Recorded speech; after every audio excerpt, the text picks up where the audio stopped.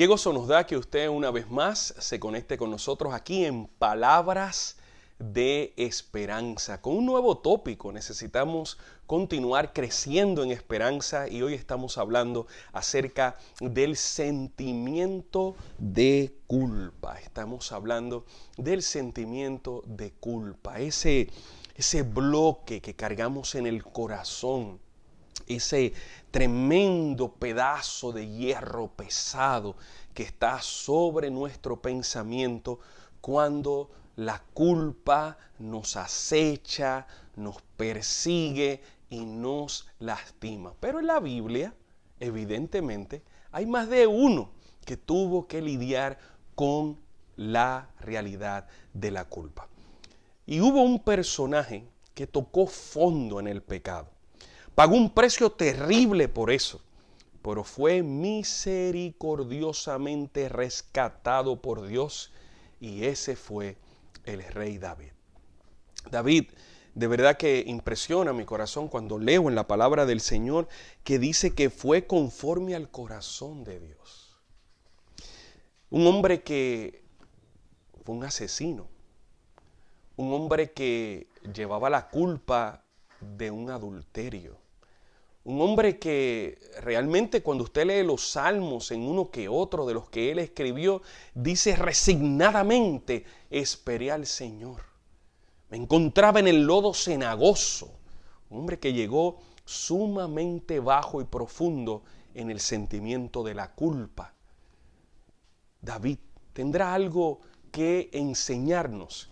Bueno, del sentimiento de culpa viene a raíz de que es el trabajo profesional, si pudiera yo decir, de el acusador. Ese es el trabajo que hace el enemigo de Dios. Culparnos, señalarnos y hacernos saber que estamos mal, lo que hicimos, donde caímos. Gracias a Dios que tenemos un abogado que nos defiende, pero la realidad es que es constante, molesta, inquieta y como un punzón venenoso, sigue lastimando el corazón de los hijos de Dios hasta el punto que vivimos estos sentimientos de culpa. Diferente a David, muchas personas viven con un sentimiento de culpa infundado, culpa falsa o dudosa. Es un sentimiento de algo que ellos se sienten responsables y culpables, pero que realmente no lo es. Saben que lo que nos separó a nosotros de nuestro Creador fue el pecado. El pecado fue el culpable de que haya una distancia entre el Creador y sus criaturas. Y contra eso fue que vino Cristo.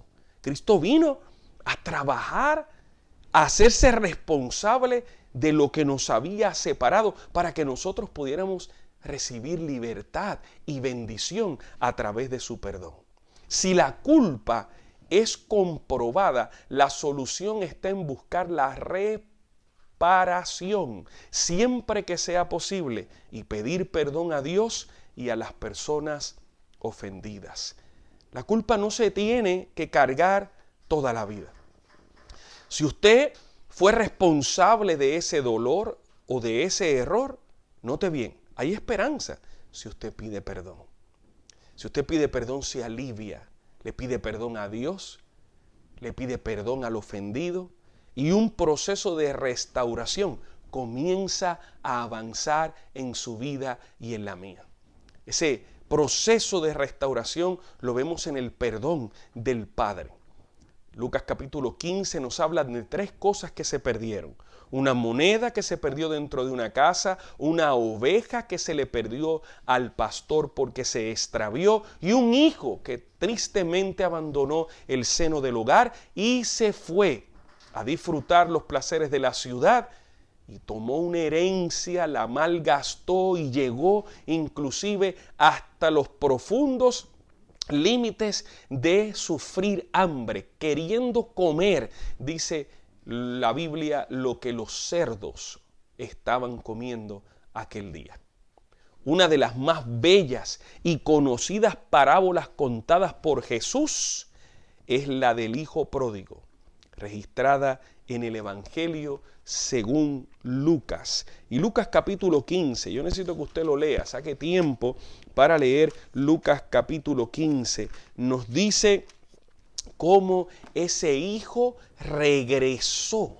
Cómo ese hijo regresó. Dice, me levantaré e iré a mi padre, porque he pecado contra el cielo y he pecado contra ti. Él dijo, yo necesito resolver mi sentimiento de culpa en los cielos y resolver mi sentimiento de culpa aquí en la tierra.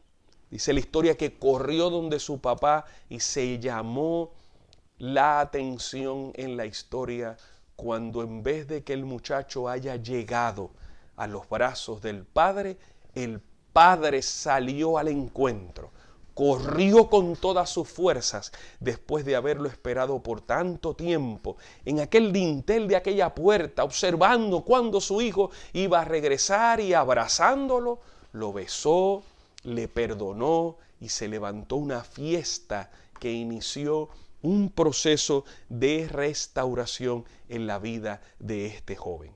El mensaje central de esta parábola es el amor del Padre, que claramente representa a nuestro Dios. Él nos acepta, nos perdona y nos ama siempre. No importa las circunstancias, no importa cuán bajo hayamos caído, Dios siempre nos ama. Él es amor, ese Padre, a pesar, y déjeme decirle algo, la moneda se extravió dentro de la casa. La oveja se extravió por quitar la mirada de su líder, que era el buen pastor, pero este joven decidió perderse. Él fue donde su papá y le dijo, papá, dame mi herencia, yo me quiero perder. Fue una decisión. Él dijo, yo me quiero ir de aquí. Él decidió irse de aquella casa. Y el amor de aquel padre fue constante, fue genuino, fue real. Nunca su padre le quitó la realidad y el gran título de ser llamado su hijo. Un monstruo dentro de nosotros es ese sentimiento de culpa. Son todos esos sentimientos de odio, de rencor, de venganza. Todas esas cosas son las que nos confunden y van dentro de esa naturaleza pecaminosa. Además del sentimiento de culpa, otro problema común de los seres humanos es el odio. La ira y el odio pueden manifestarse ocasionalmente y como sentimientos humanos pueden ser inevitables. Nuestra naturaleza nos lleva a reaccionar, nos lleva a mantener ese veneno de la venganza, del odio. Así somos, necesitamos a alguien que nos rescate. Necesitamos a alguien que nos cambie, una fuerza mayor que nos transforme. Y esa es la palabra clave hoy dentro de Palabras de Esperanza. Transformación de este sentimiento de culpa. Y como no estamos solos en la Biblia, ocurrió que más de un profeta se irritó, más de uno de ellos. Recuerdo a Jonás. Jonás recibe de Dios una misión tremendamente difícil, predicar a los habitantes de la ciudad de Nínive, y rechazó, no quiso, se molestó, se enojó, inclusive pagó.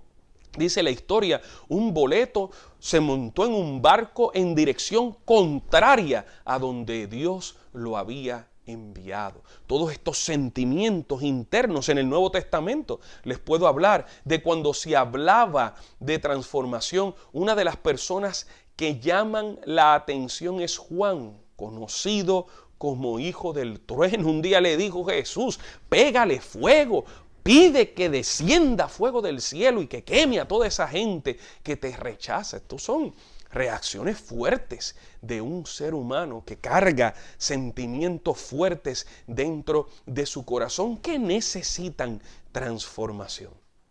¿Deseas entregar a Dios su culpa y sus malos sentimientos? En la Biblia estos hombres lo hicieron. Ahora a ti y a mí nos toca decidir qué vamos a hacer con esos sentimientos de culpa, odio, rencor, venganza, todo eso que hay dentro de nuestro corazón. ¿Qué vamos a hacer?